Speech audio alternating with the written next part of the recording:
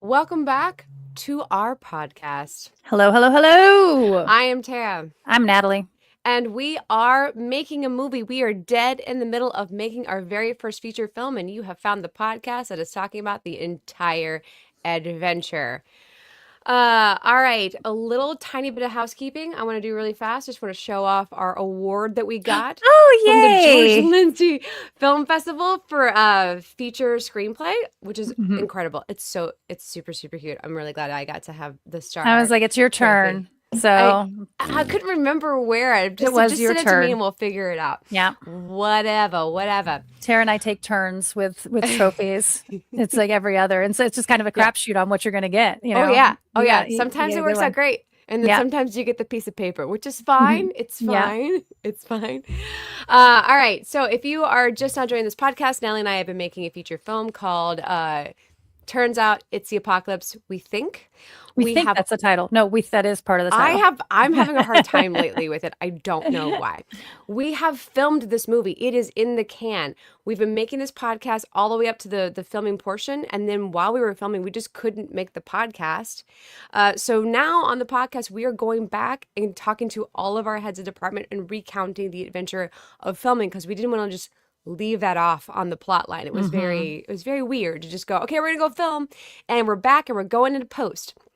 So we are backtracking and we're talking to every department, and we decided that the best department to go to next was one of the early departments that joined us for this film. We brought on the art department very early on for this film because there was a lot that needed to happen for this one. Particularly, we needed to be in a bunker, which sounded easy when we first started writing this movie and then became incredibly difficult when we tried to actually execute this. So today we are going to bring our art department on. We call them the Rigdons, Natalie, right? Yes. We call them Rigdons. It's Kevin and Trish Rigdon, which nepotism is a real thing, are my parents. That's working the opposite direction on nepotism, actually, right there. Oh, really? Is that the opposite? They're not nepo babies. They're nepo parents. No, they're nepo parents. We usually recount how we know our guests, and I think it's very obvious that I've known these people for a very long time in my life. I've always known them as working professionals, working in the theater world. And when it came time to figure out, like, how are we going to get an art department? And we knew that we weren't going to be filming in LA or Utah. And we're like, how are we going to find people that we trust, that we know well, to take on this task, and that we could afford, because we knew it was such a huge undertaking. And actually, Natalie, I think it was your idea. You're like, what about your parents? Right? I don't know. It might have been for specifically when we started talking about building the bunker. Okay. It was like, oh well, we have people who can build things, and maybe we can get that design. I think it's possible. I think we originally were talking about like how to make the bunker happen, and you're like, well, we could just do it like theater flats. And I'm like, that's a really good idea. She's like, your dad could probably do that. I'm like, yes, he could. Yes, that's actually what happened. I was like, well, what if we just filmed it in a black box theater instead of, like, what if we filmed this, and then we have moving flats and stuff like that was the original concept. It was like, oh, we can just build it that way. Yeah. So we went through all these different weird variations of how to do this. And then it just kind of morphed into finally like, let's just bring them on entirely as the art department for us, because it just, why not? And I think it worked out really great. So without much more preamble, because we have a lot to talk about, let's go ahead and bring the Rigdons into the room. Welcome, guys. Oh, it's my job to unmute them. That's okay. Hello. We're having technical difficulties as usual. Hi, Not welcome, a problem. guys. Thanks for having us Welcome to here. the show. We're This is so fun. I think everybody was just so grateful to have you on the project at every turn, because it wound up being a huge undertaking to make this project happen. Who would think that, we'd be decking out an entire house? Before we get into the weeds on pre-production and production, go ahead and give the audience a quick who you are, where you've been, what you do, aside from just being my parents. Okay, I'll start because once I talk, I'm not. If he talks, I'm not impressive anymore. So, but as you said, both of our backgrounds is heavily in theater. Kevin's been in it for, well, maybe I won't say how many years. Yeah, a lot of years. 30 here, more than that over here. I've done work all over the United States with touring of shows. I've done some work on Broadway. Biggest part of my career was being the associate director and associate producer for Sir Peter Hall, founder of the Royal Shakespeare Company, once he went out on his own with the Peter Hall Company. So worked in the UK a lot. And I've also been the executive director of Houston Cinema Arts Society, which put on the largest film festival in Houston. And so I produced the largest film festival in Houston for 6 years, and I was president of Women in Film and Television for Houston's for 4 or 5 years. So, Woot, woot. Yeah, a little film, a little theater. So, Kevin. I'm Kevin, and I'm a scenic designer and a lighting designer by profession, an occasional costume designer. I've done 600 plus productions around the world. Yeah. Jeez. 13 of those on Broadway. Yeah, 13 shows on Broadway. I've done shows for the Royal National Theatre in Great Britain, the West End, off Broadway, regional theater, theater in Israel, all over the place. A lot of my work, though, has been doing new work. I've done probably the bulk of my career has been doing the original productions of plays. I've kind of been known as a play whisperer amongst people who do new work. And I've done a little bit of film. Some of the shows that I've designed in theater have been captured for film, and I've had to participate in that. But this was my first feature film. But not our first project with Tara. No. Oh, that's true. Yeah, we have a short that's still lingering in post-production. Yeah. So life happens. Yeah. Our first pancake was a short. Yeah. Yeah. Well, that's the thing is I always tell people, like, just go make stuff. Yeah. Go make it, because the first things you make are going to suck. Don't be precious. Just go and make the dumbest idea you have, because it probably won't be that great. And that way you can move on to the next one quickly. All right. So we brought you guys on. When did you guys come on the project? It was like what? We looked in 2025. And we looked back at when the first time we got the script was, and that was back in July. But I don't think it was, I think it was just picking our brain at that point about, because until you reminded us about the black box and all of that, I'd completely forgotten all of that. Yeah, you and I have had conversations about how to create a bunker, and we, just chit chat. Sure, you could build it out of flats and do all that, but it was never really looked at it as this is something I'm going to have to be doing. That's a whole different set of eyeballs. It's a whole different mindset. When it's like those first reads were just for pleasure. Yeah. I mean, pleasure. I mean, to be honest with you, the two of you. And I'm glad we had that opportunity. Oh, yeah. Yeah. Well, a big part of my process, it's a real technical term. It's called marinating. And that's just where I read and reread and reread and just let the work live in the back of my head. It's not so much you're working on it all the time, but every now and then you'll see something that says, oh, that's the world that we're going to create, or that's an interesting idea, or, oh, is that what that could say, or whatever it is. So you just kind of let it sit there in the background for a long time. So I want to think- say, I was going to say, I think that you guys were probably officially brought on once we had decided on that little bunker room. Like, I think that's once, because we couldn't move forward at that point until that. And we found that little basement area. And then it was like, okay, well, what can we do with this? And I remember Tara just going, like, kept like having like, well, can I loop them in now? Can I loop them in now? We're like, I don't know. We're not really there yet. And like, she was like, well, I had a conversation with my dad. And we're not ready to pull the trigger on this location yet. So there was nothing to do. And then it was like full steam ahead. As soon as they pulled the trigger on that, it was like, let's go. Yeah. Yeah. The first conversation was, what would it cost us? What would it take for you to be involved with this? And it's like, well, I guess it's the friends and family rate. Yeah. Yeah.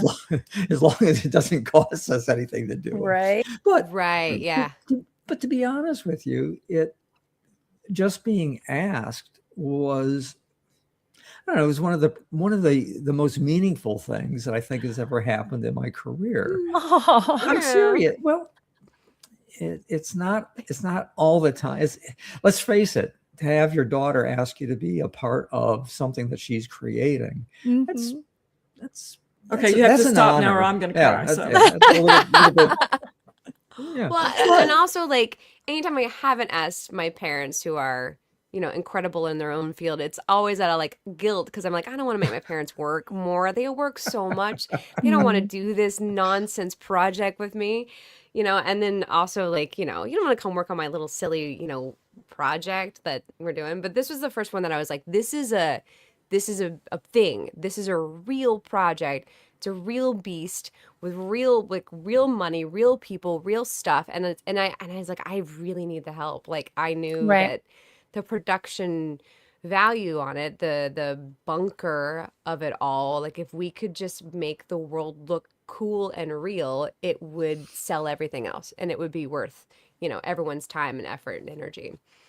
Well, actually, the hardest thing that we did in this whole project was in watching the filming to not laugh out loud all the time. Well, yeah. No, I mean, to be honest, I mean, you the two of you are two of the funniest people I know, and I absolutely love watching your work.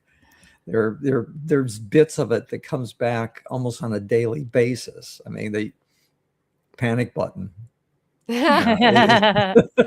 This is why you have your parents do things. They tell you how great you are. Yeah. LA's not like this. blowing smoke is not the gig. So, Before we get too far into the love fest.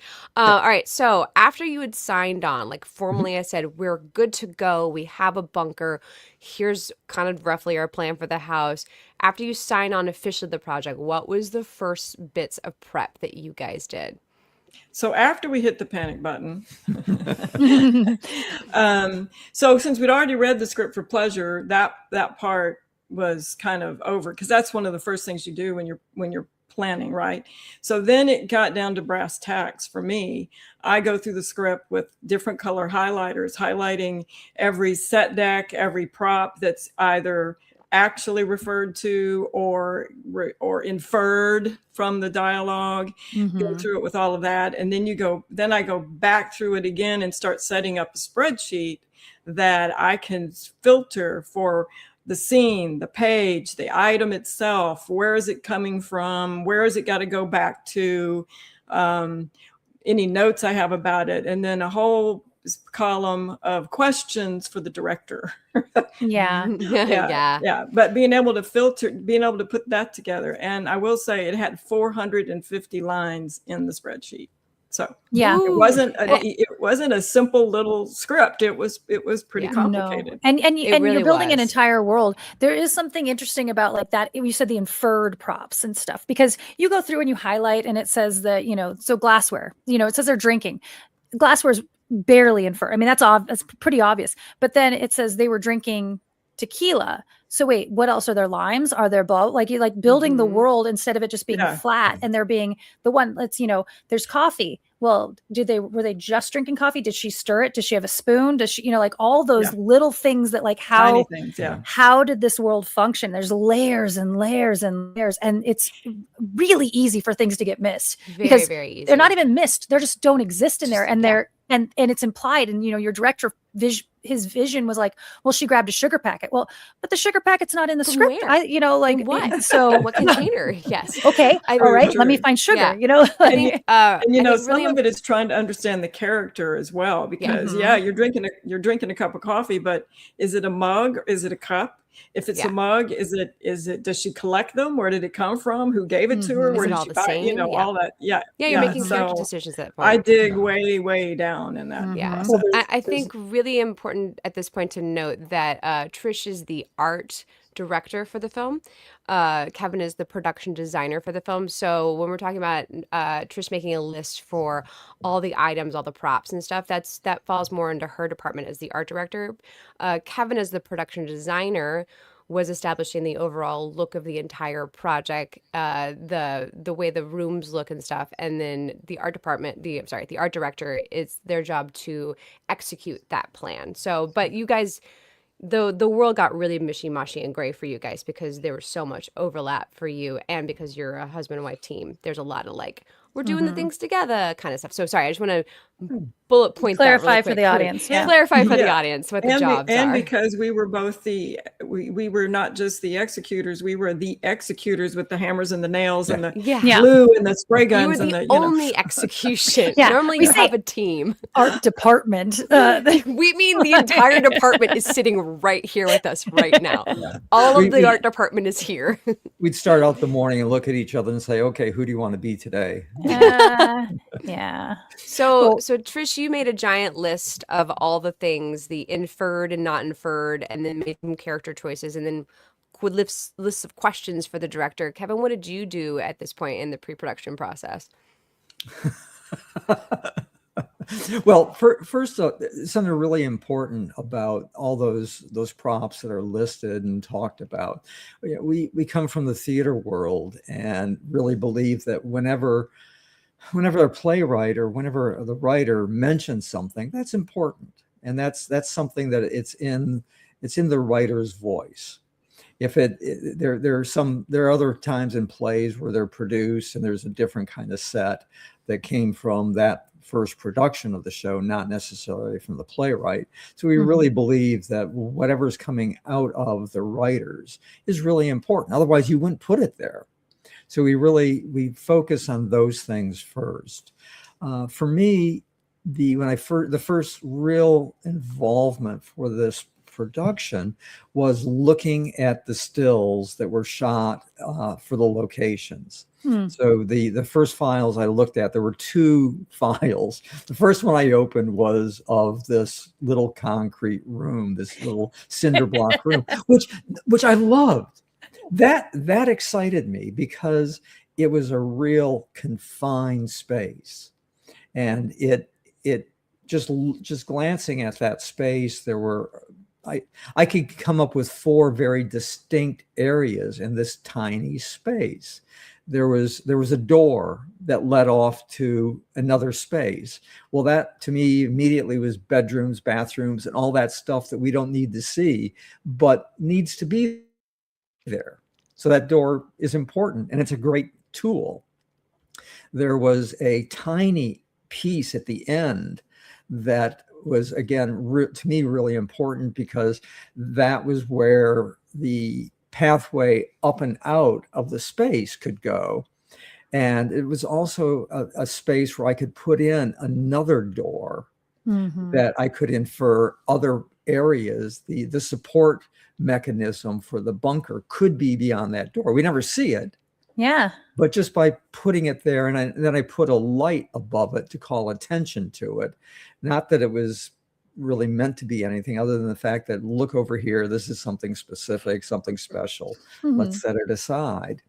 And then there was a kind of a big area near the door that I thought was the bedrooms, which became the sitting area, which really left this very confined space with an angled wall that to me became the kitchen and the area where really all the scenes in the bunker take place, around the table. So to me, that was really exciting. It was very clear. It had it was cinder block walls, but it had a metal pan roof. So here we are in a residential building. It was a house, but it had a metal pan. So to me, it was just like, this is ideal. We can make this thing work. It was just exciting. And then I looked at the other files and I thought, oh my God, what have I gotten into?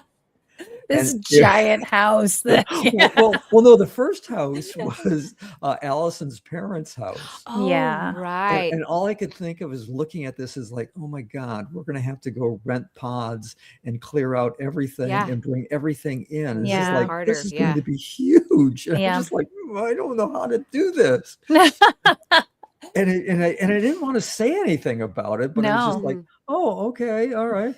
And then within a week, there was like, oh, there's a change. We have this other idea. Yeah. And it was the photographs of this empty house. And thought, oh, thank God. I was going to say the vacant house was a relief to us. Interesting. I'm so glad to hear that, because like for me, I was like, they have to set deck an entire house. Yeah. You know what? Yeah. I think that's interesting coming from the theater world mainly. I think that might have been, I think for other people that might have been scarier, that it was an empty house and you have to start from scratch. Because I think in a lot of film, especially at our level, you are using a found space and you are you're making yourself fit into that world. And there we were talking about like what of this furniture can stay from Allison's parents' house, what furniture would have to go that doesn't look like them, and you know, like what's that juggle look like? But coming from a theater world where you're like, no, I start from the scratch every time, and maybe I have a couch in the back that we can repurpose from another show, but mostly I'm starting over. That's kind of interesting. Yeah. You know, and filling up there's always a couch. Filling up that house wasn't nearly as scary. I mean, a 40-foot wide stage is something on the equivalent of that, right? And so, that makes so much sense. Well, I think it was somebody on the crew made the comment that they're so used to doing on-site shots or filming with Airbnb, where everything is already a given and you just try to make it work. I think we had the freedom of starting from scratch. We very early on, I had said that I thought that finding the furniture with our time frame was going to be really difficult because we only had a week in Huntsville before we had to start filming. And originally the schedule was that we were going to start filming in the house. Yeah. And I said right away, I said, oh, please no. I said, I can get the bunker ready because so much of it's already there. The bones of it are all there. This is starting over from scratch. So I said that the first thing I want to do is rent furniture. So I went online and I tracked down a number of furniture rental houses in the Huntsville area. And then went online and was kind of dismayed that everything was all very high end, very nice. And it's like, no, I said, there's got to be something that caters to the college crowd here, something that's a little bit rougher, a little bit, well, frankly, more lived in. Yeah. As opposed to just out of the box, off the showroom floor. And we ran across this one place that certainly had kind of, I think it was called Buddies. It was a much more rough and ready. So, and again, I just went through and was able to find all the major furniture pieces that were affordable. And the best part is that the day we got there, it was going to be there. And the day we left, it was going to go away. Yeah. We didn't even have to think about it. Yeah, that's convenient. But you're constantly asking the question when you're looking at choices, yes, but is this what Karen would do? Or is this what Jared would choose? Or where did they compromise? Or, things like that. The playwright Edward Albee talked about, I remember, he was a colleague of mine when I taught at the University of Houston. And Edward had said that before he writes a play, he lives with his characters for years. And he spent every day, he'll be grocery shopping. And he wrote Who's Afraid of Virginia Woolf? And he's grocery shopping. It was, what would George and Martha buy? How would they react? So a lot of what we try to do is do the same kind of thing, is put our heads into the world of these characters. How do they respond? How do they live? We had an advantage in that we know the two of you. It's not you, but they are characters that you created, and there's aspects of you in each of those characters. So that insight, I think, helped us make real specific choices, as opposed to just general choices. I think it's very easy just to go, oh, I just need gobs of stuff, and then you put gobs of stuff out there. But what we were trying to do is make every piece that we put out there a choice, something that is about these people, and you're kind of creating a backstory about each of those pieces, so that they are something specific. Yeah. I remember At us some talking point early on. Go ahead. Yeah, I remember us talking early on about, like, I was trying to explain the kind of, because the script infers that there's a mess. It's a mess. There's lots of stuff. Like, it's disorganized, and it does. Like, it's not as, like, I remember explaining early on, like, it's not that it's a mess. It's that she has all these treasures and things and little bits, and, like, and she knows exactly where everything is, which is part of Natalie's personality. But she's also highly sentimental, which is part of my personality. And between the two of us, Natalie and I both of our homes are like, you see my back of my set out when we like film this, this podcast live. Like, everything up there, nothing is decorative, nothing is bought at Pier 1. Everything is something from an adventure, a journey, a travel, a set, a something, and that's very much the Karen characters. Like, it's not just go buy a bunch of stuff and throw it around. Like, everything needs to look like there's a story behind this small rubber duck. Like, there's a reason why. Yeah. We suffer from the same disease. We don't. There's nothing decorative in the house. It's like everything means something, came from somebody somewhere. Also, it didn't. To me, I was really conscious about being able to focus on you. I mean, it's the two of you. A lot of times they're single shots. It's just the nature of filming this piece. And I felt that it would be very easy to create something that is just way too cluttered, and that you would be competing with the space. So it really felt that the space had to give a little bit of room, a little bit of air around the space and you, to let you guys stand out in the film. So we really resisted jamming everything, everything in a bag of chips in the space. So we were really carefully in editing out. To me, there's a real important rule in designing. It doesn't matter whether it's film or theater or what it is. You're done not when there's nothing left to add, but when there's nothing left to take away. Okay. So that you really edit those pieces. What is that piece? What does it really mean? So you end up with, Sir Peter Hall, a mentor, had described my approach to work. He said, it's a sauce reduction. He said, you put all these things into a pot and you boil it down, and what's left is very little, but it's so flavorful. It is so rich. And that's kind of the way we started to approach all this. Well, they say that with script writing as well. Is that you're just like, just edit it. Edit. Cut if it better deserve to be there. Is always what I said. You better earn that extra minute. You better earn that extra line. So you better earn that extra prop on the shelf too. Before we leave this section of pre-production, though, just so people who don't know, you did make a lot of drawings. Well, I was going to ask. Also, I have them now. I did see, like, we had this found space, this concrete area that was going to be the bunker, and then I was surprised. I'm so used to seeing your drawings for sets and the miniatures and stuff like that, but I was really surprised one day I was down there looking around and just messing around waiting for my shot, and I saw the plans for the bunker. I'm like, why are there plans for, he didn't have to build the bunker. What are the what were the plans for the bunker about? Like, what were you mapping? Ground plans, acting areas. It's spatial relationships. It's how you assign space, how much space do you need, and how does that space relate to the next space? What's going to be in that shot? Where do you put a table, and what does that table play up against? You're going to see a shot that's going to run in one direction. You're going to see that end space where the ladder is, and the other shot you're going to come back over and you're going to see the living space, or you're going to come across the room in that space.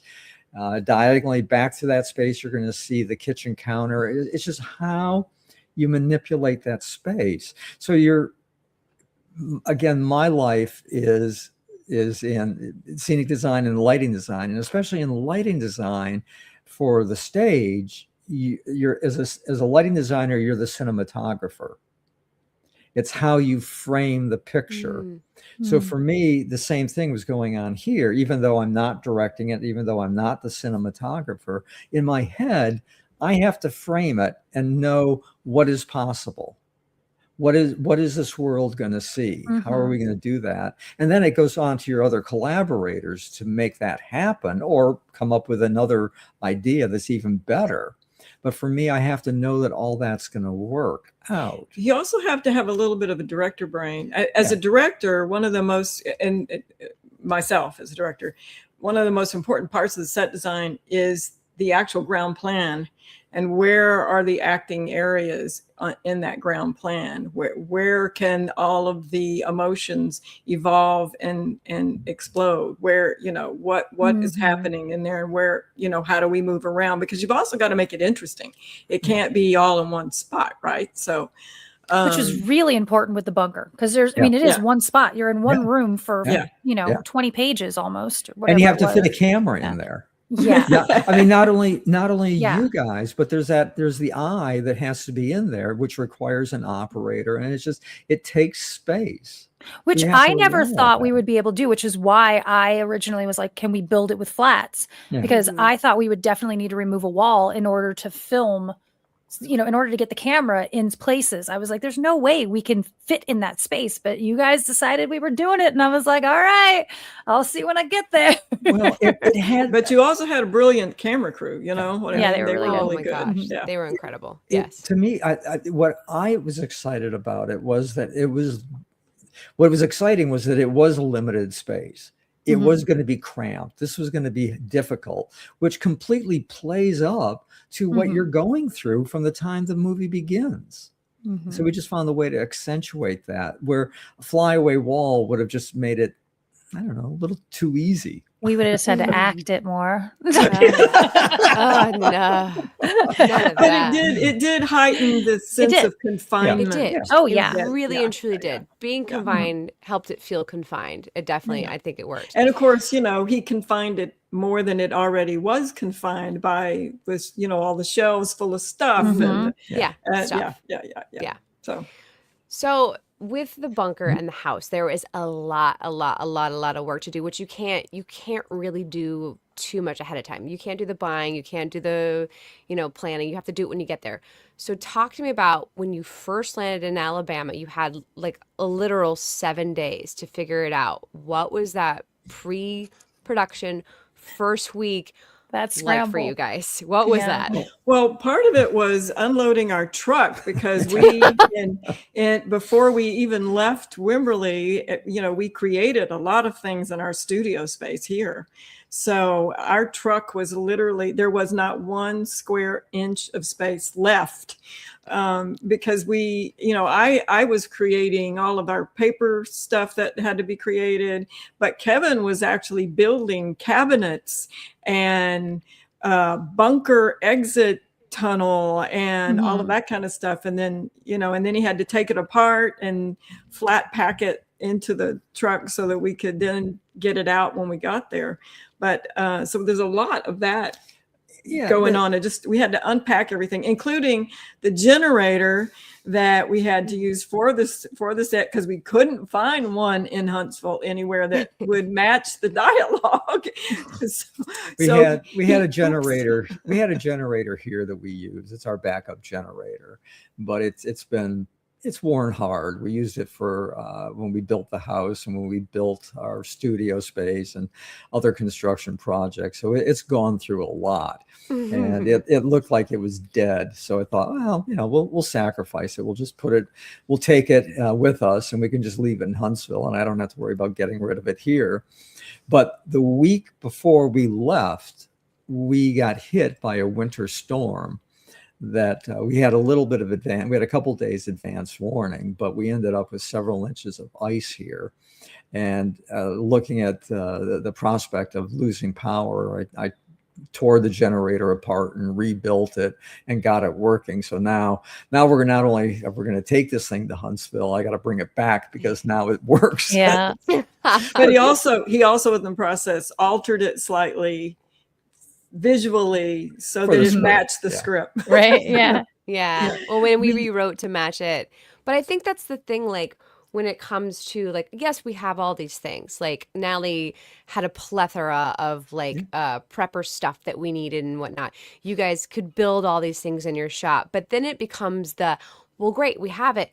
How do we get it there? Like, everybody's cars were packed to the max with stuff because that's the last bit of logistic. Like, yeah, you may have an item available to me, even a small item that could get mailed, but how do we get it there? Like, that's a huge issue.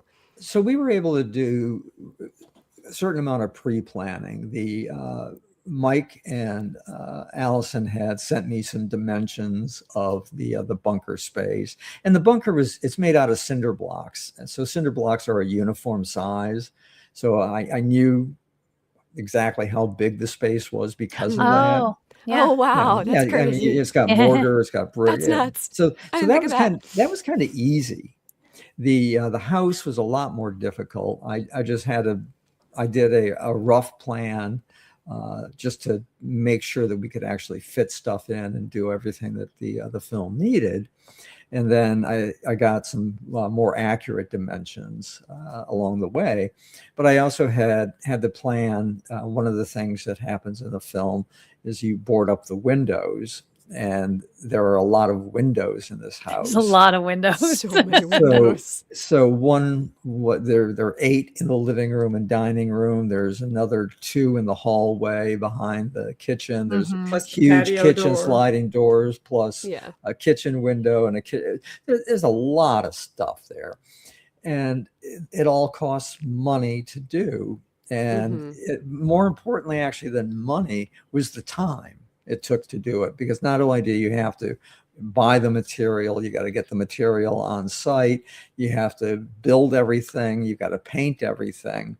And it was the building and painting that really limited choices. So before, though, I had gone ahead and I had come up with a plan. So I drew up a set of drawings that had the windows.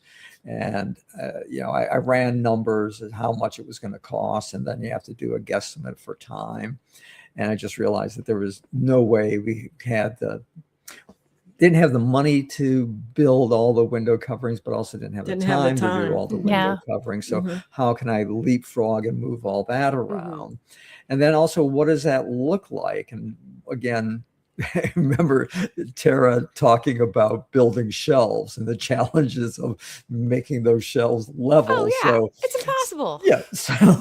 So immediately it's like, okay, they don't have power tools. They're going to have to gnaw through this wood. What does this wood look like? So I thought, well, Mike and I had talked about, it's leftover lumber from the bunker. And it's like, well, not really. There really isn't lumber left over from that kind of construction. So I thought, well, I could use fence material, because fence material is kind of roughly the right size and it's actually very inexpensive.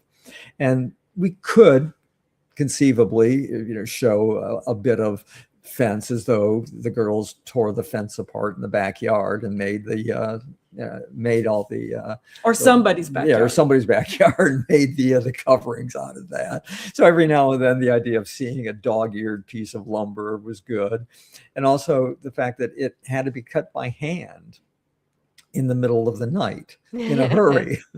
So those things influence. So I laid out the design of how we're going to make that all work. And I saw from the photographs of the space that the windows were they were old style windows, but they'd been replaced with modern windows, which meant that they weren't very thick, which actually made the window depth fairly deep. So I kind of made a guess that I could build a framework that could just sit inside those frames.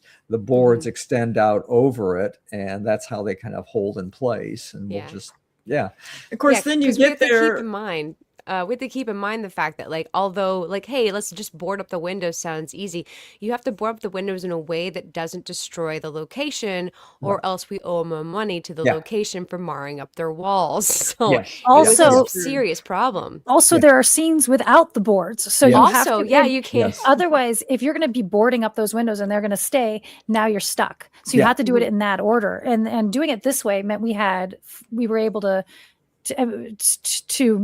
film in the order that made sense for the camera versus having to film in the order that made sense for boarding up the house and taking the time to board up the house in the middle of it. So I created these interchange. I knew they were going to be interchangeable, and I kind of hoped that they could be interchangeable in a certain way, so we could leapfrog these around the space. And so there's a framework on it. There's fence material, there's slot, there's space between it to make real interesting lighting, really. But there's also, it looks like they're nailed. So Justin, who was my, oh my God, my godson and helper. Your new adopted son. Oh, my new adopted son. Okay. But Justin I gave him a huge box of nails and said, I need these cut off so they're only about so long. And so again, he chopped them all off. So that once we built everything, I drilled a hole in every board and put these little nail stubs in. So it looked like there were nails. And there was a lot of them. And there were a lot of them. Yeah. And then some of them I partially nailed in and bent over as it happens. But again, I was right in terms of how long it took, because we're building this in a garage. It's also freezing outside. It was like 30 degrees. We're just cold all the time. Which means paint won't dry. Oh, God. Right. No. Wouldn't have thought of that. We had to wait till, fortunately, we hit a day where it hit about 50 degrees. So Justin was outside with this huge stack of lumber painting everything. And again, it all had to be painted to look like it was weathered fence material. Yeah. Because you had to then cut it so we'd see the fresh cut lines on it. So anyway, it was a whole process of putting it together.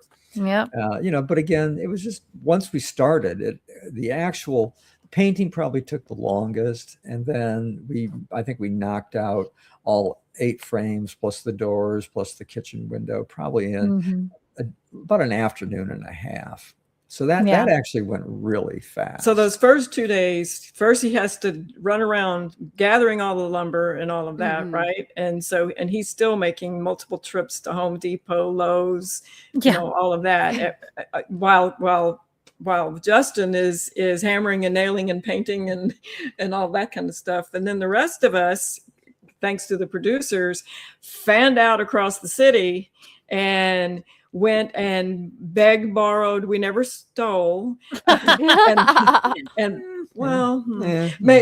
bought as much of the stuff as we possibly could bring into the house. And so, luckily, Ellison's parents have storage of an amazing amount of stuff. So we just started calling it the Moy Prop Shop.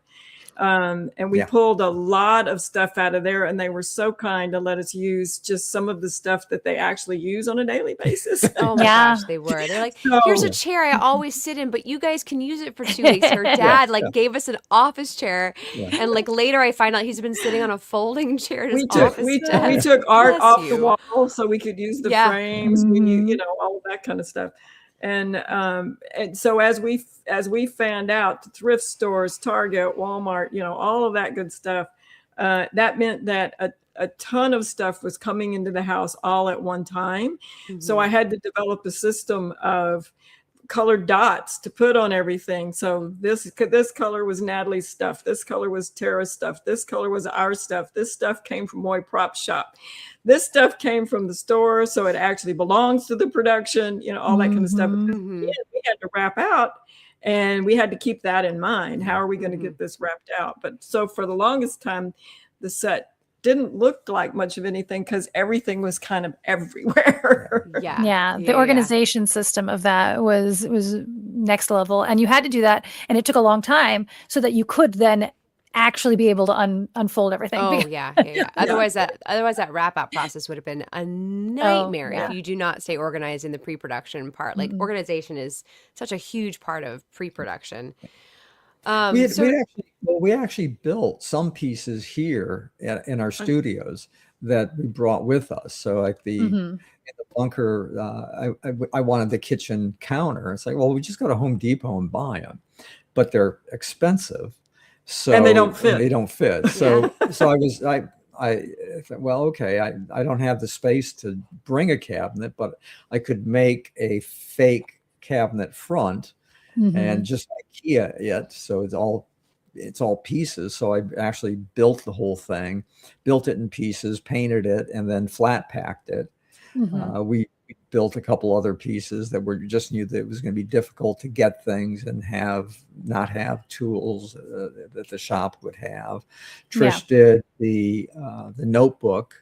Oh yeah. Here again because she had access to the printers and everything. So. Yeah, and I didn't. I either had to bring a printer or rely on whatever printer we could find, and bringing the printer was nixed once we packed the truck. Right. So. Right. Yeah. Oh yeah. Things had to go. Yeah.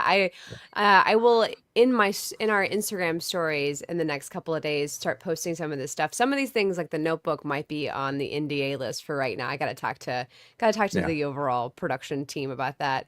But you also built the hatch. I can't wait to see if we pulled it off with the hatch, because there's a ladder in the bunker that goes up to a ceiling, which was very uncomfortable to crawl in, to bend my back. And then cut to us, Natalie and I, crawling out of a hatch that you built that's just like, I don't know, it's kind of raised up and there's enough space for us to kind of hide in it. We'll find out, we'll find out when we get the whole edit put together, but like, you built a hatch and it looks like it's out of wood. It looks like it's concrete. It's kind of amazing. Like it's impressive. It's magic. It's really cool. Well, movie magic. Well, that ceiling was low in the bunker, and I knew you had to be able to go up it and at least get your head out of sight. So I built an I-beam that went across the space that at least lowered that point 14 inches so that you could actually get your shoulders up. And then we magically go into the backyard across town. And originally I said, well, we talked about different possibilities. And one of the things was like, well, we could create a mound and put it, dig it down and make a mound. Anyway, it's like, oh, sure. So we figured, okay, you need at least 5 yards of earth to have that happen. Oh, wow. Which means you have to order it and have it delivered. And then you got to wheelbarrow it back. You put it on the grass. And then what do you do with it when it's over? And then when you shoot, when you shoot it, you got to now dig it all back up, get it all back on the driveway, and then somebody's got to come. We're not going to do a mound. So I said, well, how about, can you talk to the owner of the house? How about we just dig a hole 3 feet by 3 feet by, it's 1 cubic yard of a hole. It's not that bad. We dig holes out here all the time. I mean, we're out in the country. We dig holes all the time. We have nothing but rock underneath it, but we make it happen. And then apparently they didn't like that idea at all. Okay. I'm sure. And in hindsight, it's like we were kind of treating the house as, I mean, it was in a historic district. They were just treating it like this historic house. It's like, oh, okay, I get it. When we get there, it's like nobody's touched this yard in a year. Like, who would know if we cut a hole in the ground? It's like there's so many pot marks on the walls and all that. It's like adding a screw into this woodwork is easy to fix. Right. I actually think we left the house in better condition than when we found it. I know we did. I know we did. We fixed a lot of things. You should do. Which is what you should do when you go into a location. So then the last was, well, we could go up. We could make a curb. And I was noodling around. Natalie had sent some pictures of things. I had watched a National Geographic documentary about a prepper, and I fell in love with a stupid idea that had this was his emergency hatch. He had an igloo doghouse that opened up and exposed it. I thought, oh, well, that's kind of a silly idea, logistically. Anyway, at the end of the day, we finally ran across again, looking at pictures of what these real things were. And I thought, oh, they're nothing but roof access hatches. When that clicked, it was like, oh my goodness, this is the easy way to do this. We don't have to build all of it. You just start from that thing. Yeah. Yeah, but it needed so much bigger than I thought it was going to be, though. Oh yeah, I didn't realize roof access hatches were that big. Well, and again, it's absent of knowing. You don't know. You can only anticipate so many things, and you're talking with the director. It's like, well, what do you anticipate the action around this to be? And we talk about it, and it's like, well, okay, you could. It could be smaller, it could be tighter, which would be one thing, or we make it roomy and make it easy. Let's just do that and make it's a statement piece. Yeah. So we went with a 2.5 foot square, which is roughly the size of an interior door. So it's, you can get your shoulders up and it's all convenient. But then in talking about that, I said, we've got to make a base that looks like it's concrete.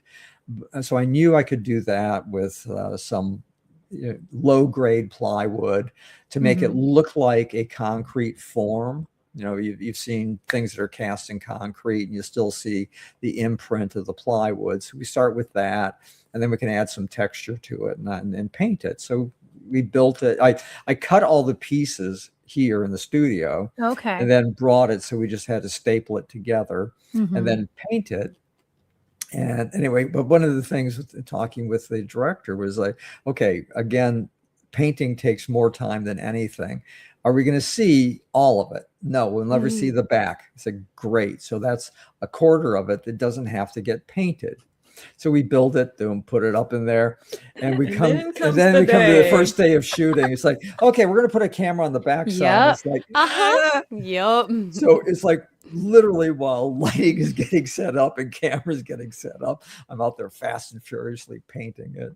So it's amazing what takes you half a day or a day to paint.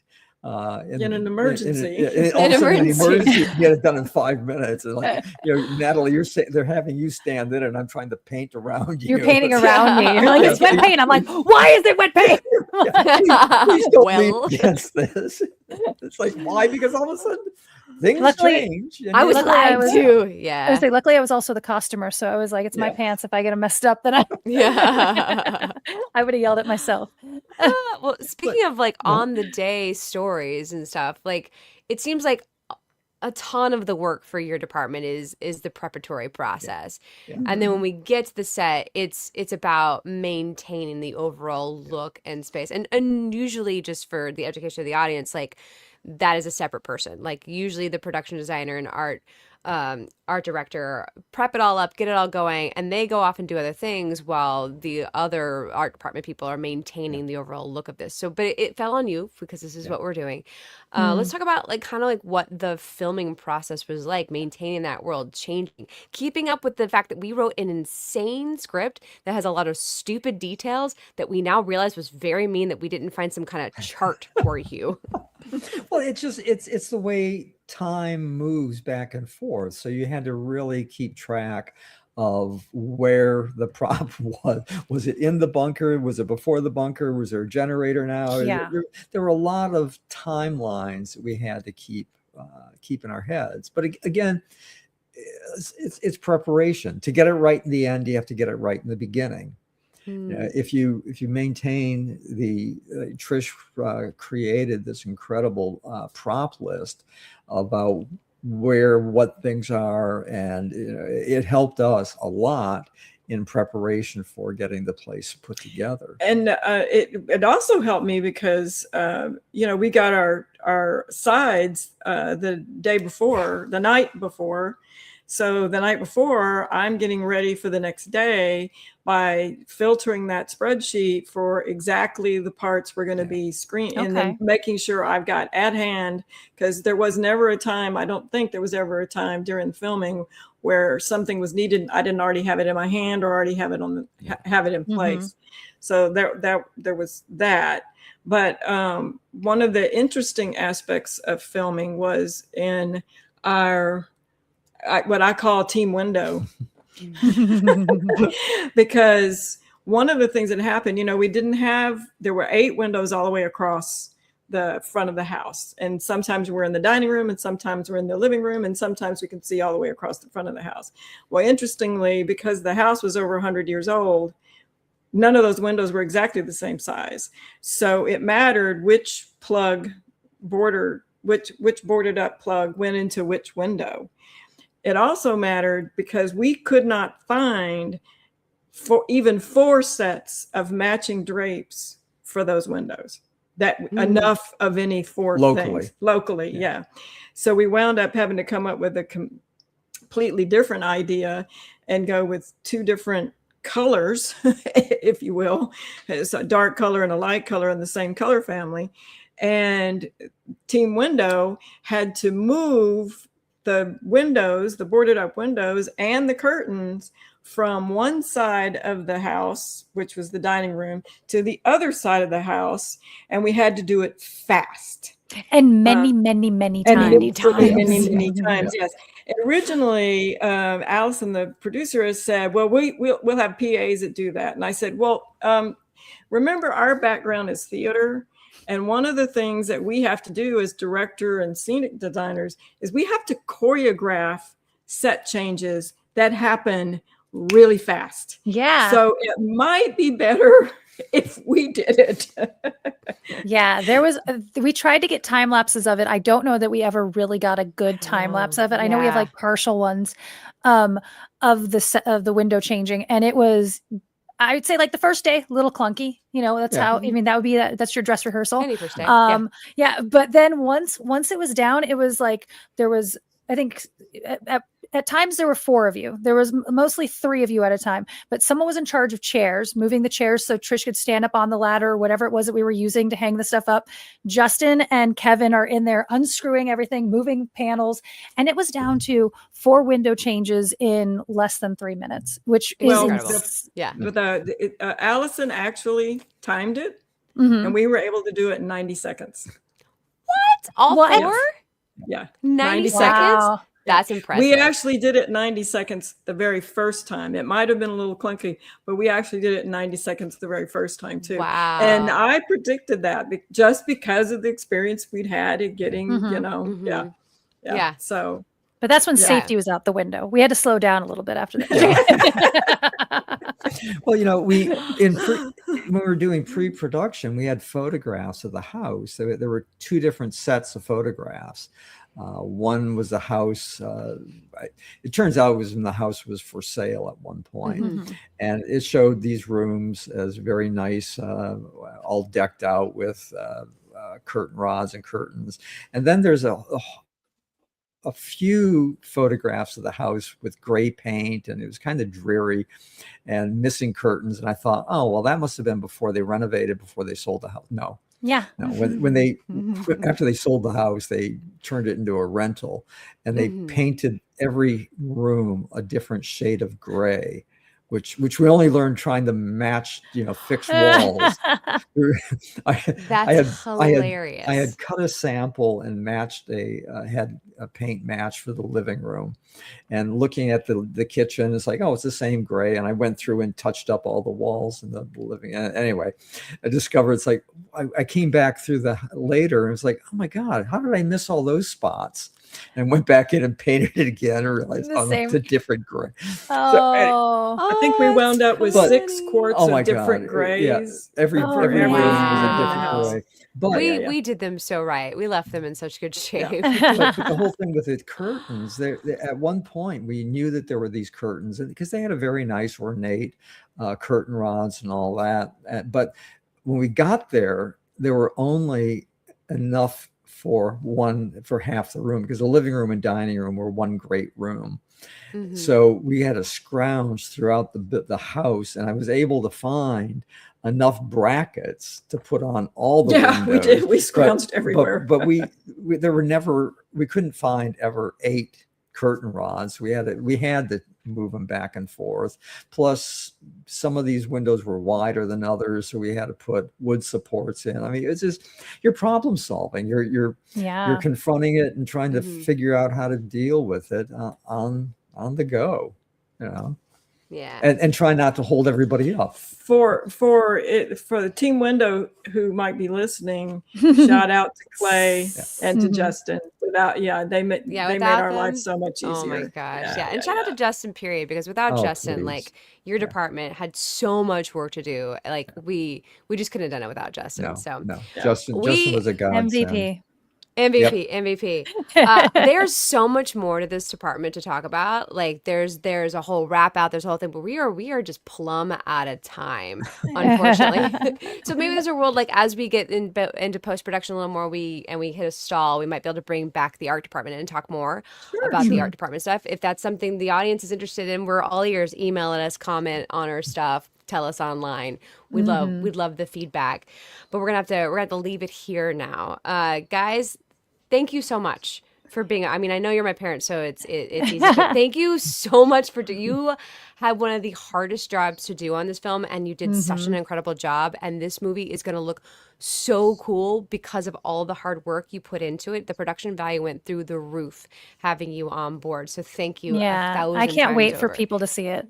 I know they're going to be so amazed. Our pleasure. Amazed. Pleasure. We had a great time. We had a great time and working with a great group of people. It was oh so my good. gosh, the whole team was so phenomenal. Yeah, do you guys have do you have the film bug now, and you want to do way more films?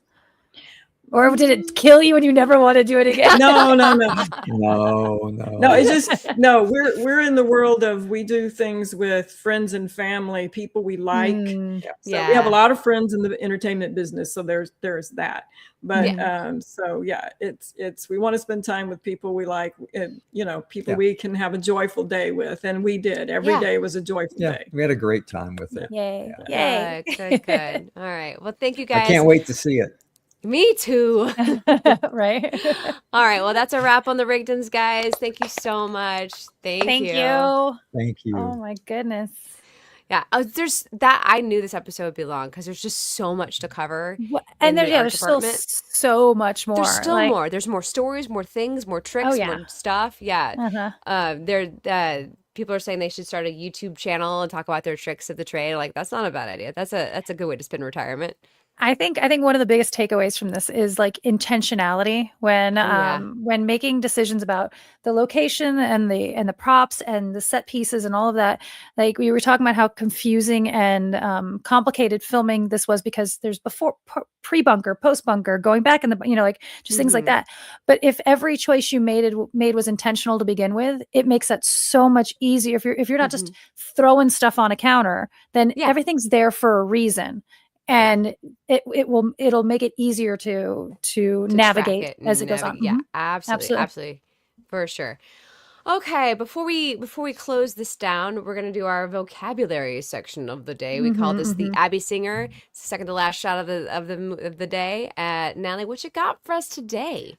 This one's there's a couple of these that have been popping around, and I just keep passing them up, but I think I'm gonna hit them all in the next little while. This one is baby. Do you know what a baby is on set? It's not a baby. It's not an actual baby.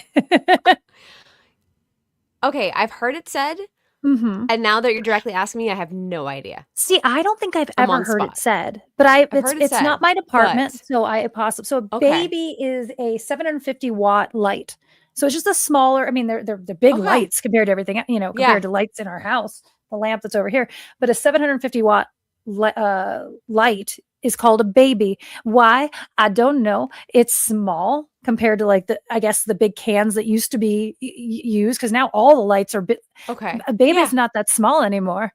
Like that's it now used to be a baby. It's no longer a baby. They call it a toddler because it's in its terrible twos. But yeah, exactly. Like that's a baby. And I was going to say, I've seen that. I don't think I've ever actually heard that referred to. Now that doesn't mean I also don't necessarily pay attention to what lighting is calling things, I've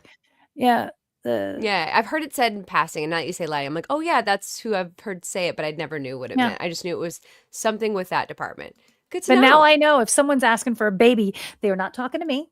No, they are not It's not talking my to me. department. They're not Not talking my about their department. baby. It is not my department. What Yeah. I can ignore that. It's a department I'll ignore never that be in. request. Yeah. Amazing. Exactly. Before we wrap up this episode, I'm going to quickly cover that if you want to join our adventure in a monetary way, we will take those funds. We have a PayPal set up. No domination is too small. We're going to be putting everything we are getting now right into post-production, which is going to be primarily paying people to do art. Like that. This is what I love the most about it. It's like, we're paying people. We're not buying things or bells and whistles. We're paying people to work, which I love that. So every dollar and cent you send us is going to go to pay some amazing artist to do their art, like color correcting, like VFX. So like give often. And if you want to be an investor, we are still taking investments, big and small. Just give us an email and we will send you right over to our executive producer, Allison. So you'll get to talk to Allison directly and see the deck of the movie and such forth. So if you're interested in those things, those are the mechanisms available to you. We appreciate you in advance for even hovering your finger over the button of possibly donating some funds. We did start off this journey knowing we were only raising enough funds to actually make the movie. The second half of it, we had very clear intentions that we will take care of that money when that part comes. Let's get it in the can, can, and we will figure that part out now. So Allison did send over a breakdown of the post budget, which we had a loose one before. This is still loose, but it's getting a little more nitty gritty because we have some people who have agreed to some terms and stuff like that, and we're like, okay, all right, manageable. We will be talking about that probably in about 3 weeks. 4 weeks. We'll start getting into the post and what all that breaks down into. Yeah. It's I'm excited to, like, once we get through post, then man, the big dollar signs are gonna go away, which would be great. Next week we got another episode lined up with another department. We're gonna be talking to the wardrobe department. We don't know this person very well. Yeah, oh, man, she did some really good work. No, Natalie was our wardrobe person. She is the head of that department, and it's really impressive the work that she did on this. The prep work that Natalie did for this was incredible, and it made it so easy to change our wardrobe quickly, which is what it came down to for us, is that we were the moving pieces in this thing. It was easier to have us change clothes than to move the windows. So a lot of times we were changing wardrobe quickly, and in order to do that, the prep work had to be immaculate, and let me tell you, it was. So we're going to talk about all of that prep work and also production for wardrobe next week. I will say for that episode, while it will not be necessary to be there live, that's one that if you want to watch the video of that one, there will be some visual aids that will help out a little bit. Yeah. And if you are, on that note, if you are listening to this podcast but want to actually like join in the conversation in real time, we do this live every Wednesday at 10 a.m. Pacific time on YouTube. So join us. We do read the chat. So we've been answering questions that are coming in from the chat throughout the episode. You didn't know because we're just so good at weaving those into the actual conversation. So if you want to get your questions in real time, that's a great way to do it. Those of you who watch it live and you're like, oh, I'm too busy. I can't join this week. What am I going to do? There's a podcast version that comes out the next day. Everywhere you get your podcast, the audio has been cleaned up and sweetened, so it sounds even better in your earbuds. So find it there. Because turns out audio is a nightmare. Turns out audio is a nightmare. If there's one thing that you learn from anything we've done, audio is a nightmare. Always has been, always will be. All right, guys, we will see you all next week.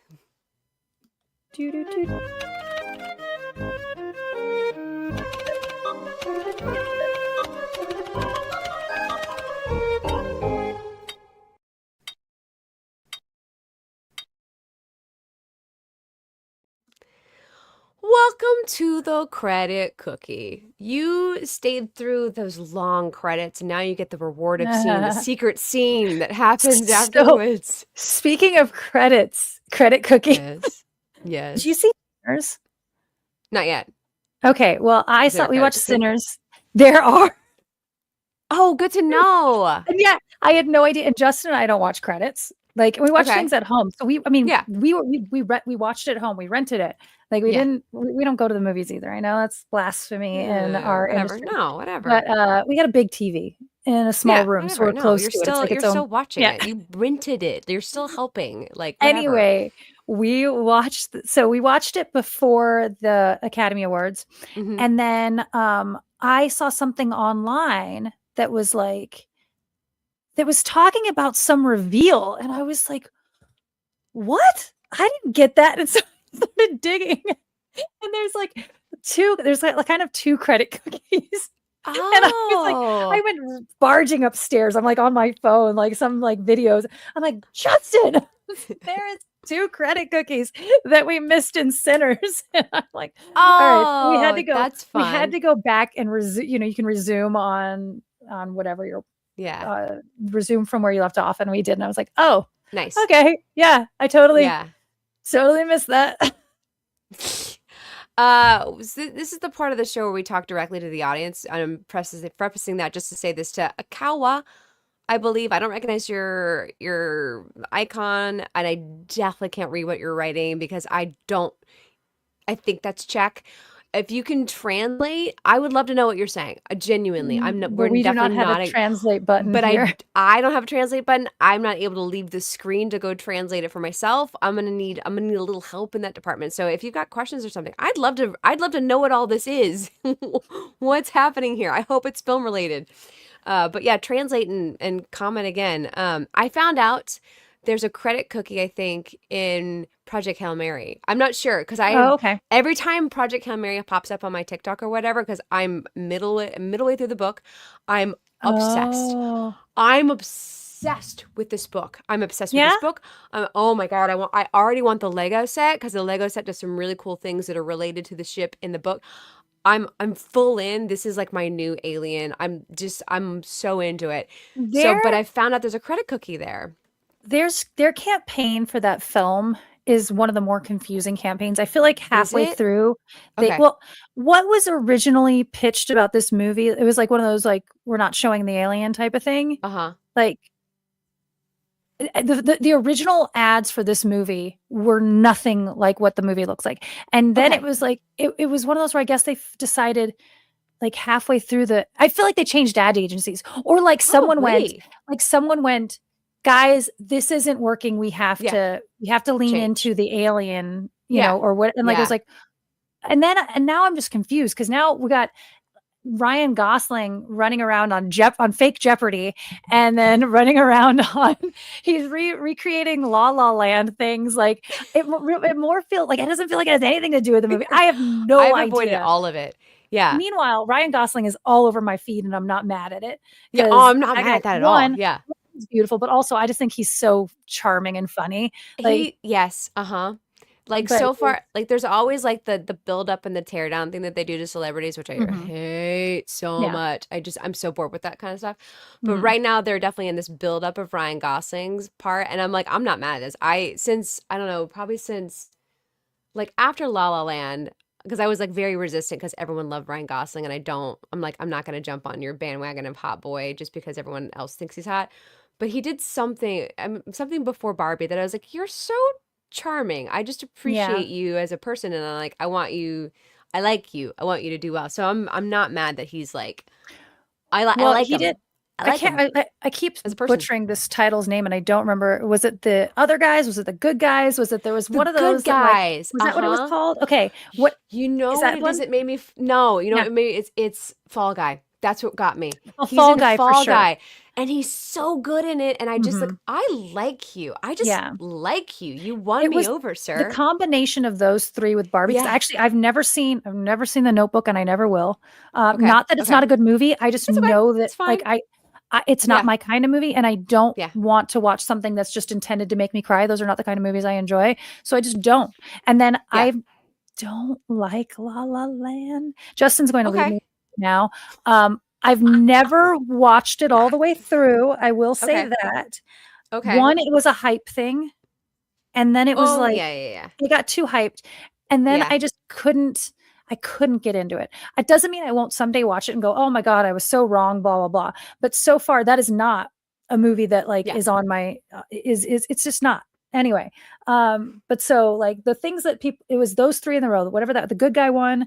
And then meanwhile, like, I mean, I liked, what was it, the driver? I thought he was fine in that. Like there's been a bunch, Yeah. the one that keeps drive. Yeah. The one that keeps popping up in my feed is the one with his wife. Oh, I keep forgetting the title of this movie. It's like Once Through the Cedar Trees or something stupid like that. Okay, I don't know that one. It's No. not called Once Through the Cedar Tree at all. It is just, but like, it's where, I think it's where he and his wife, Ava Menendez, there's no extra on the end, got together. Oh, right. That's what they met. Yeah. Yeah. And it is just raw. Like, and so I keep getting that popping up in my feed. And I'm like, I remember liking that. I like, he's just good. He's solid. Yeah. And he just seems like, it seems, no, I don't know, sure, who knows about the real world, but he seems like just a normal person and a normal dad and in love with his wife and like not so far of who knows what happens next. Yeah. So, and I genuinely, here's the thing, I actually don't care about people's personal lives in this way, other than to be like, maybe you're not like a great person and I should, whatever. I try to stay out of people's personal lives, but overall, like he seems like a really decent guy, like just, a good I mean, I dad, hope a we're just decent guy. I hope we're just not still in the buildup. You know what I mean? It. Yeah. I hate it doesn't seem like it's been a teardown, but maybe that means because we're still in the bubble, Yeah, maybe, but like watch it. And you know what? He made Lars and the Real Girl. Yes. Like, I need to see that one. Yeah. Oh, like, well, good. I feel like Jennifer Lawrence saw the teardown starting and she just was like, I'm going to walk away for a minute. And she just like, we didn't hear from Jennifer Lawrence for a while. I was like, good job. You avoided you're only allowed, you're only allowed 2 years at the top before the teardown starts. Like that's when it happens. Like if you're at the top, if you're at the top, they will tear you down within 2 years. It happens it's like we have to sacrifice them to our crops. You've seen that South Park episode. South Park, It's ridiculous. It makes me so angry. Like we just can't let just people be and then be flawed and then be like, they suck as a human being or whatever. Like we have to they have to be perfect. Like, no, like no one's gonna be. They're gonna be sucky. Like they're gonna whatever. Shane, I forgive you. You're not LA material. 2 grand free scope. It's fair. Very, very fair. Very fair. Oh, I also started watching Euphoria for the first time. I've never seen the show. How is that? I like the first episode so far. Okay. Yeah, it's gritty. It reminds me of the movie Kids from like the 90s where it's like what kids are really up to and doing and like, their music, their stuff, their way. And again, this is like however long ago that this show came out. So it's technically like 5-6 years ago. But I do understand the Zendaya thing better now because her in that show, she's incredible. She's doing an amazing job as an actor. Like such a good job being high and irreverent and also like she's a beautiful girl and she's like not at all trying to be pretty. She's like walks like Frankenstein half the time because she's high. Like it's interesting. So far I like grittier, realistic, like show me a world that's not mine kind of stuff. Like I like seeing that. Like, I'm not this kind of a drug person. I'm not this kind of a partier. This is not my music. But I'm enjoying like getting a glimpse into some other world that is not my own and going, okay, that's what that's maybe like, See, somewhat. and that one is one again that I probably won't ever effort watching because Zendaya, like I got off on the wrong foot with her. Like my first introduction to her was Greatest Showman, which I think she's the worst part of that movie. I think she's almost unwatchable in it. And it's so funny because everybody's like, oh, she can act, she can sing, and she can do. I'm like, she can't do any of them.